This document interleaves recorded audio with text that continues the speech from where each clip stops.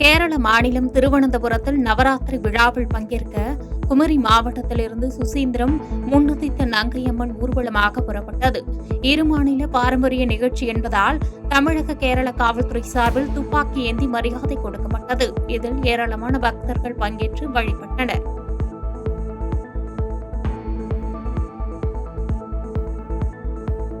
வேலூர் மாவட்டம் காமராஜபுரம் கிராமத்தில் தொடர்ந்து பெய்து வரும் கனமழையால் மழைநீர் தெருக்களில் தேங்கி வீடுகளுக்குள் புகுந்தது. முறையான கால்வாய் வசதிகள் ஏற்படுத்தி தராததே இதற்கு காரணம் என கூறி கிருஷ்ணாபுரம் பகுதியில் சாலைகள் கல் வைத்து பேருந்தை சிறைப்பிடித்து அப்பகுதி பொதுமக்கள் சாலை மறியல் போராட்டத்தில் ஈடுபட்ட நிலையில் போலீசார் பேச்சுவார்த்தைக்கு பிறகு போராட்டம் கைவிடப்பட்டது. வேலூர் மாவட்டத்தில் தொடர்ந்து பெய்த கனமழை காரணமாக உத்தர காவிரி ஆற்றில் வெள்ளப்பெருக்கு ஏற்பட்டது. இந்த வெள்ளப்பெருக்கு காரணமாக நிலத்தடி நீர்மட்டம் உயர்ந்ததோடு வண்ணந்தாங்கல் ஊராட்சிக்கு உட்பட்ட தோப்பூர் கொள்ளைமேடு, காத்தேரிக்குப்பம், காளியம்மன்பட்டி உள்ளிட்ட பல்வேறு பகுதிகளில் ஆற்றின் குறுக்கே உள்ள தரைப்பாலங்கள் மூழ்கியதால் கிராம மக்கள் சுமார் 4 கிலோமீட்டர் தூரத்திற்கு சுற்றி வரும் அவல நிலைக்கு தள்ளப்பட்டுள்ளனர். வேலூர் ஆட்சியர் அலுவலகத்தில் தூய்மை இயக்கம் 2.0 திட்டத்தின் கீழ் உறுதிமொழி ஏற்பு நிகழ்ச்சி நடைபெற்றது. மாவட்ட ஆட்சித்தலைவர் சுப்புலட்சுமி தலைமையில் நடைபெற்ற இந்த நிகழ்வில் மேயர் சுஜாதா, குடியாத்தம் சட்டமன்ற உறுப்பினர் அமுலு மற்றும் பல்வேறு துறை சார்ந்த அரசு அதிகாரிகள் தூய்மை உறுதிமொழியை ஏற்றுக்கொண்டனர். சேலம் மாவட்டம் ஓமலூர் வட்டார பகுதியில் மழை காரணமாக சர்க்கரை செட்டிப்பட்டி வனத்தில் கட்டியுள்ள சிறு ஏரி முழுமையாக நிரம்பியுள்ளது. தடுப்பணையில் தண்ணீர் நிரம்பி வரும் நிலையில் முப்போகம் சாகுபடி செய்ய முடியும் என்று விவசாயிகள் மகிழ்ச்சியடைந்துள்ளனர். திருவண்ணாமலை மாவட்டம் செங்கத்தில் கனமழை காரணமாக தற்காலிக தரைப்பாலம் அடித்து செல்லப்பட்டதால் போக்குவரத்து பாதிப்பு ஏற்பட்டது. இதனால் பள்ளி, கல்லூரி, மருத்துவமனை மற்றும் வேலைக்கு செல்வோர்கள் கடும் அவதியடைந்த நிலையில் திருவண்ணாமலை சாலைக்கு செல்ல சுமார் 10 கிலோமீட்டர் சுற்றி செல்கின்ற அவல நிலைக்கு தள்ளப்பட்டுள்ளதாக அப்பகுதி மக்கள் வேதனை தெரிவித்ததோடு முறையான பாலம் அமைத்து தர வேண்டும் என்று கோரிக்கை வைத்தனர். கிருஷ்ணகிரி மாவட்டம் போச்சம்பள்ளி அருகே குள்ளனூர், ஜம்புக்குட்டப்பட்டி, கோணனூர் கிராமத்தைச் சேர்ந்த மக்கள் புரட்டாசி மாதத்தையொட்டி திருப்பதி கோவிலுக்கு 9ஆம் ஆண்டு நடைப்பயணம் மேற்கொண்டுள்ளனர். கிராம மக்கள் அனைவரும் சென்றதால் வெறிச்சோடி காணப்படும் கிராமத்திற்கு போச்சம்பள்ளி காவல் நிலைய போலீசார் பாதுகாப்பு பணியில் ஈடுபட்டு வருகின்றனர். கிருஷ்ணகிரி மாவட்டம் ஒசூர் மற்றும் அதனை ஒட்டியுள்ள மாநில எல்லைப் பகுதிகளில் இரவு முழுவதும் தொடர் மழை காரணமாக சாலைகளில் மழைநீர் பெருக்கெடுத்தது. மேலும் ஒசூரில் சிப்காட் 1 பகுதியில் நிறைவடையாத மேம்பால பணிகளால் மழைநீர் தேங்கி போக்குவரத்து முடங்கியதால் வாகன ஓட்டிகள் அவதியுற்றனர். மயிலாடுதுறையில் ஆதரவற்ற நிலையில் சாலை ஓரத்தில் யாசகம் எடுத்து வந்த மாற்றுத்திறனாளி முதியவருக்கு முடி திருத்தம் செய்து குளிக்க வைத்து புத்தாடை அணிவித்து கருணைக்கரங்கள் அறக்கட்டளையினர் காவல்துறை உதவியுடன் பெரம்பலூர் காப்பகத்தில் முதியவரை சேர்த்தனர். இதுகுறித்து கூறிய அறக்கட்டளையின் நிறுவனர் தஞ்சை மகாதேவன், தனது மனைவியின் உறுதுணையோடு கடந்த 5 ஆண்டுகளாக சாலை ஓரங்களில் ஆதரவற்ற முதியவர்களை அவர்கள் உறவினர்களிடம் ஒப்படைப்பது, காப்பகத்தில் சேர்ப்பது, ஆதரவற்று இறந்தவர்களின் உடல்களை அடக்கம் செய்வது உள்ளிட்ட உதவிகளை எவ்வித எதிர்பார்ப்பும் இன்றி செய்து வருவதாக தெரிவித்தார். இங்கே எனக்கு இருக்க பிடிக்கல, ஆதரவற்ற நிலையில் இருக்கிறதுனால வரவங்க போகிறவங்களாம் என்கிட்ட வம்புழுக்கிறாங்க அப்படின்னு சொல்லி மிகவும் மன கஷ்டத்துடன் சொல்லியிருந்தாங்க. கண்டிப்பாக நம்மளுடைய அப்பாவா அம்மாவா இருந்தோமா இது மாதிரி சேவைகள் செய்ய மாட்டோமா அப்படின்னு சொல்லிட்டு ஒவ்வொரு ஹோமாக கேட்டு பார்த்தோம். எந்த ஒரு ஹோம்லேயும் அனுமதி தரல. இப்போ பெரம்பலூர் மாவட்டம் தீமைக்கு நன்மை செய் மனநல காப்பகத்தில் கேட்டோம். அவங்க சரி அழைச்சிட்டு வாங்கண்ணே, நான் சேர்த்துக்கிறோம் அப்படின்னு சொன்னாங்க. இன்றைக்கி ஐயா காவல்துறை மயிலாடுதுறை காவல்துறை முன்னிலையில் ஒப்படைச்சு அவங்கள இன்றைக்கி பெரம்பலூர் தீமைக்கு நன்மை செய் முதியோர் இல்லத்தில் சேர்த்து மறுவாழ்வு அளிக்க போகிறோம். கண்டிப்பாக இது போல் உள்ளவங்களுக்கு நம்ம தொடர்ந்து ஒரு 5 வருட காலமாக சேவைகள் செஞ்சு வரோம். வகையில் தொடர்ந்து சப்போர்ட் பண்ணுங்கள், ஆதரவு கொடுங்க. கண்டிப்பாக தொடர்ந்து. திருவாரூரில் நாளை விஜய் சுற்றுப்பயணம் மேற்கொள்ள உள்ள நிலையில் முன்னேற்பாடு பணிகள் தீவிரமடைந்துள்ளது. திருவாரூர் தெற்கு வீதியில் விஜய் பரப்புரை மேற்கொள்ள காவல்துறை சார்பில் 25 நிபந்தனைகளுடன் அனுமதி வழங்கப்பட்டுள்ள நிலையில் சாலைகளின் இருபுறங்களிலும் கொடிக்கம்பங்கள் அமைக்கும் பணியும், விளம்பர பதாகைகள் உள்ளிட்ட பணிகளில் தமிழக வெற்றிக் கழக நிர்வாகிகள் தீவிரமாக ஈடுபட்டு வருகின்றனர். விருதுநகர் மாவட்டம் பத்திராயிருப்பு அருகே பாண்டியர் காலத்தில் உருவாக்கப்பட்ட தெப்பம் பழமை மாறாமல் சீரமைக்க பொதுமக்கள் மற்றும் சமூக ஆர்வலர்கள் கோரிக்கை விடுத்துள்ளனர். மேலும் தனிநபர்களிடம் உள்ள வரத்து கால்வாய் ஆக்கிரமிப்புகளையும் தெப்பத்தையும் மீட்டு மறுசீரமைத்து பொதுமக்களின் பயன்பாட்டிற்கு கொண்டுவர நடவடிக்கை எடுக்க வேண்டும் என்று சம்பந்தப்பட்ட துறையினருக்கு கோரிக்கை எழுந்துள்ளது. தூத்துக்குடி மாவட்டம் சாத்தான்குளம் அருகே சொக்கன் குடியிருப்பு பகுதிகளில் அதிசய மணல் மாதா ஆலய 227ஆம் ஆண்டு பெருவிழா இன்று கொடியேற்றத்துடன் தொடங்கியது. தொடர்ந்து 10 நாட்கள் நடைபெறும் இந்த திருவிழாவின் சிகர நிகழ்ச்சியான சப்பர பவனி வருகிற 28ஆம் தேதி நடைபெறுகிறது. உலக ஆயுர்வேத தினத்தை முன்னிட்டு செங்கல்பட்டு மாவட்டம் தாம்பரம் அருகே உள்ள தனியார் கல்லூரி சார்பில் 500க்கும் மேற்பட்ட மாணவர்கள் ஆயுர்வேத மருத்துவம் குறித்து விழிப்புணர்வு பேரணி நடத்தினர். இப்பேரணியானது சோமங்கலத்திலிருந்து தனியார் கல்லூரி வரை சுமார் 3 கிலோமீட்டர் தூரத்திற்கு நடைபெற்ற நிலையில் கையில் பதாகைகளை ஏந்தி மாணவ மாணவிகள் பொதுமக்களிடம் பாரம்பரிய ஆயுர்வேத மருத்துவம் குறித்து விழிப்புணர்வு ஏற்படுத்தினர். இந்த ரேலியை இன்னைக்கு அட்டெண்ட் பண்றதுக்கு ஒரு நூற்றுக்கணக்கான டாக்டர்ஸ், கவர்மெண்ட் சைட்ல இருந்து நிறைய ஸ்டூடெண்ட்ஸ் எல்லாம் வந்திருக்காங்க. இது நம்மளுடைய ஆரம்ப சுகாதார நிலையம் சோமங்கலத்திலிருந்து ஆரம்பிச்சு ஆயுர்வேத மருத்துவக் கல்லூரியில முடிக்க போறோம். அதுக்கு தலைமையாக டாக்டர் அருண்குமார் பிஹெச்ல ஒர்க் பண்ண டாக்டர் இங்க வந்திருக்காங்க. எல்லாரும் இணைந்து இதை இன்னைக்கு செய்ய போறோம். எல்லாருக்கும் நன்றி. எல்லாரும் பயன்படுத்த வேண்டிய ஒரு உத்தமமான மருத்துவம் அப்படின்னா அது ஆயுர்வேத மருத்துவம். மதுரை மாநகராட்சி தூய்மை பணிகளில் இருந்து அவர்லாண்ட் ஒப்பந்த நிறுவனம் வெளியேற கோரியும் 23 பணியாளர்களின் பணி நீக்கத்தை ரத்து செய்ய கோரியும் தூய்மை பணியாளர்கள் பணிகளை புறக்கணித்து குப்பை அள்ளும் வாகனங்களுடன் மாநகராட்சி அலுவலகத்தை முற்றுகையிட்டு போராட்டத்தில் ஈடுபட்டதால் பரபரப்பு ஏற்பட்டது.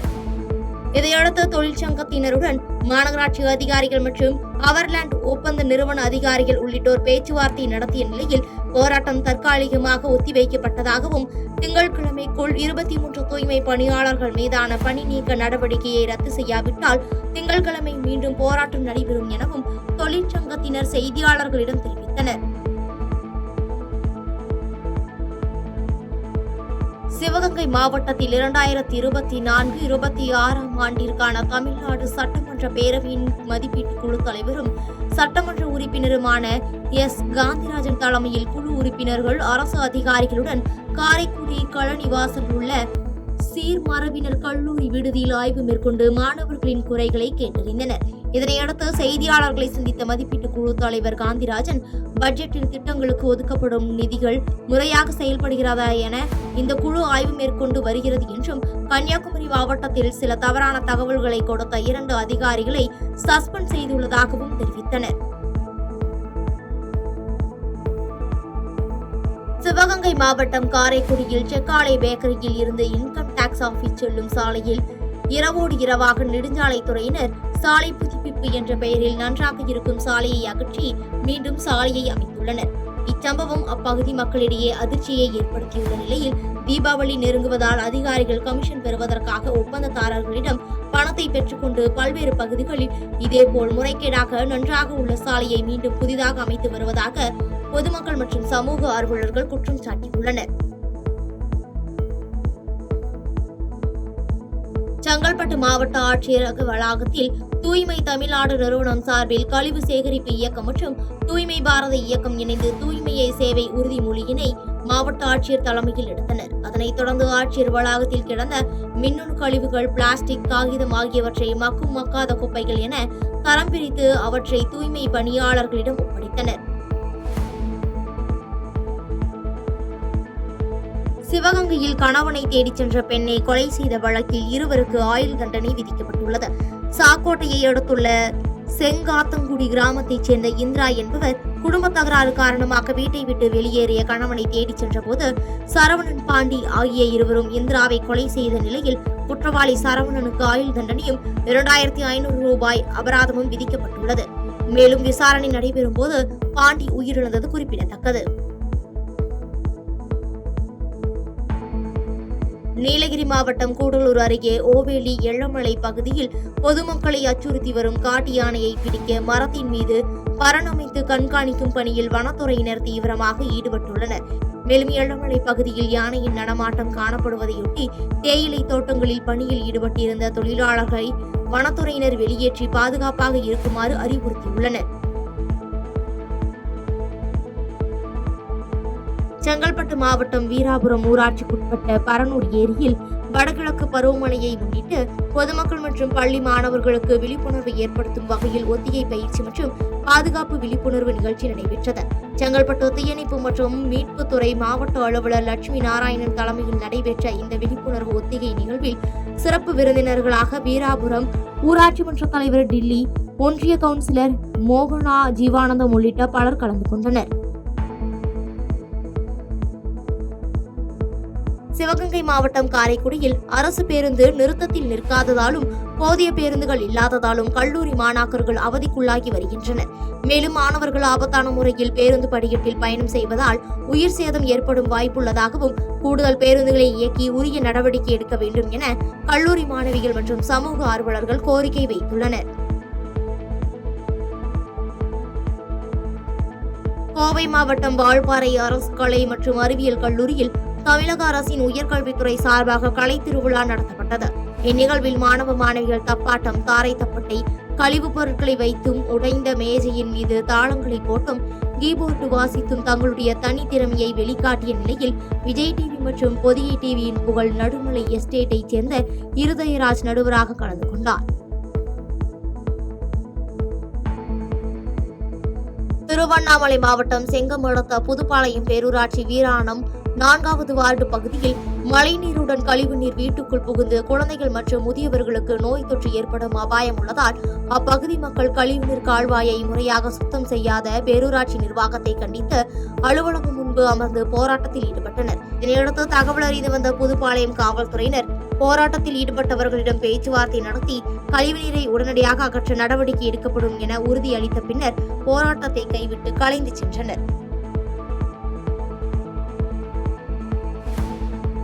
திண்டுக்கல் மாவட்டம் வத்தலக்குண்டு பகுதியில் அமைந்துள்ள ஸ்ரீ விநாயகர், ஸ்ரீ சங்குலி கருப்பண்ண சுவாமி, ஸ்ரீ பகவதி அம்மன், ஸ்ரீ செக்கடியான், ஸ்ரீ மதுரை வீரன் சுவாமி கோவில் ஆவணி மாத திருவிழா கோலாகலமாக நடைபெற்றது. இவ்விழாவில் இறுதி நாளான நேற்று ஜோடித்த சக்தி கரகத்துடன் 200க்கும் மேற்பட்ட பெண்கள் மழை பொழிய வேண்டி முளைப்பாரியை எடுத்துக்கொண்டு கும்மியடித்து பின்னர் முக்கிய வீதிகளில் முளைப்பாரியுடன் சென்று மஞ்சள் ஆற்றில் கரைத்தனர்.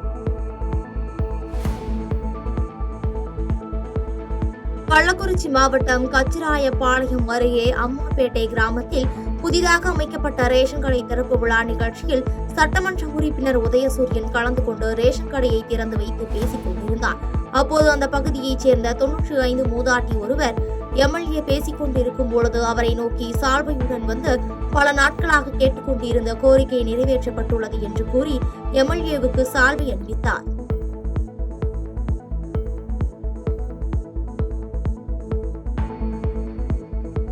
நெல்லை மாவட்டம் பேட்டை சத்யா நகர் பகுதியில் 7 ஆண்டுகளுக்கு முன்பு 432 வீடுகளுடன் கூடிய அடுக்குமாடி குடியிருப்பு கட்டி பொதுமக்கள் பயன்பாட்டிற்கு கொடுக்கப்பட்டுள்ளது. இந்நிலையில் 7 ஆண்டுகளாக இப்பகுதியில் குடிநீர் முறையாக கிடைக்கவில்லை என கூறி அப்பகுதி மக்கள் 50க்கும் மேற்பட்டோர் நகரப்புற வாழ்விட மேம்பாட்டு வாரிய நிர்வாக பொறியாளர் அலுவலகத்தை முற்றுகையிட்டு போராட்டம் நடத்தினர். அப்போது நிரந்தரமாக தண்ணீர் வேண்டும் என கோரி அதிகாரிகளுடன் வாக்குவாதத்தில் ஈடுபட்டதால் பெரும் பரபரப்பு நிலவியது. நெல்லை வண்ணாரப்பேட்டையில் உள்ள அரசு போக்குவரத்து கழக பொது மேலாளர் அலுவலகம் அருகே பழைய ஓய்வூதிய திட்டம், மருத்துவ காப்பீடு மற்றும் 24 மாத அகவிலைப்படி உயர்வு உள்ளிட்ட பல்வேறு கோரிக்கைகளை வலியுறுத்தி அரசு போக்குவரத்து கழக ஓய்வு பெற்ற தொழிலாளர்கள் 32வது நாளாக போராட்டத்தில் ஈடுபட்டு வருகின்றனர். இந்த போராட்டத்தில் சிறப்புரையாற்றிய பின்னர் செய்தியாளர்களை சந்தித்த சவுந்தரராஜன், தொழிலாளர் தொடர்பான எந்த ஒரு கோரிக்கையும் திமுக அரசு கடுகளவு கூட நிறைவேற்றவில்லை என்றும் இந்த போராட்டங்கள் தேர்தலில் எதிரொலிக்கும் என காட்டமாக பேசினார். அரசு குறைந்தபட்ச அவர்களுடைய கோரிக்கைகளை ஏற்காமல் அது குறித்த அறிவிப்பை செய்யாமல் நீடிப்பார்களானால் போராட்டமும் நீடிக்கும், எவ்வளவு நாட்களானாலும் நீடிக்கும். எங்களுக்கு இதில் மகிழ்ச்சி இல்லை. ஆனால் அரசாங்கத்தினுடைய அணுகுமுறையும் அவர்களுடைய மெத்தனமும் வன்மையான கண்டனத்துக்குரியது. இந்த வருட நவராத்திரி கொழு நிகழ்வை முன்னிட்டு நெல்லை சந்திப்பு தமிழ்நாடு கைத்திறன் தொழில்கள் வளர்ச்சி கழக பூம்புகார் விற்பனை நிலையத்தில் கொழு பொம்மைகளின் விற்பனை கண்காட்சி தொடங்கியது. இந்த கண்காட்சியில் பல்வேறு வகையான புதிய கொழு பொம்மைகள் விற்பனைக்கு வைக்கப்பட்டது. வேலூர் மாவட்டம் குடியாத்தம் மற்றும் சுற்றுவட்டார பகுதிகளில் முறையாக மருத்துவம் படிக்காமல் பொதுமக்களுக்கு சிகிச்சை அளிப்பதாக மாவட்ட ஆட்சியரின் அலுவலகத்திற்கு புகார் வந்துள்ளது. புகாரின் அடிப்படையில் குடியாத்தம் அரசு தலைமை மருத்துவமனையில் போலீசார் சோதனை மேற்கொண்ட போது முறையாக மருத்துவம் படிக்காமல் பொதுமக்களுக்கு சிகிச்சை அளித்து வந்த 4 பேரை கைது செய்து அவர்களிடம் இருந்த மருந்து மாத்திரைகள் உள்ளிட்டவற்றை பறிமுதல் செய்தனர்.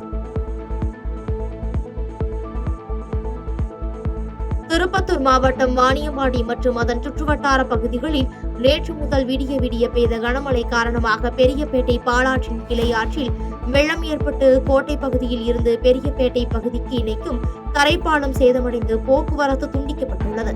இதனால் வாணியம்பாடியில் இருந்து பெரியபேட்டை, கொடையாஞ்சி, அம்பலூர் ஆகிய பகுதிகளுக்கு செல்லக்கூடிய பொதுமக்கள் 1 கிலோமீட்டர் தூரம் சுற்றிச் செல்ல வேண்டிய நிலை ஏற்பட்டுள்ளது.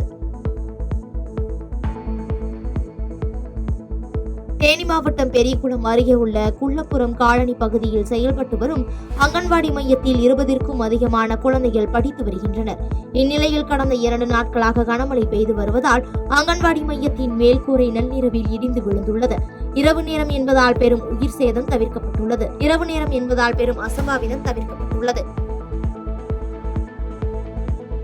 செய்திகளை உடனுக்குடன் தெரிந்து கொள்ள கீழ்கண்ட கேபிள் மற்றும் டிடிஎச் நெட்வொர்க்குகளில் எம்நாடு செய்தி தொலைக்காட்சியை காணுங்கள்.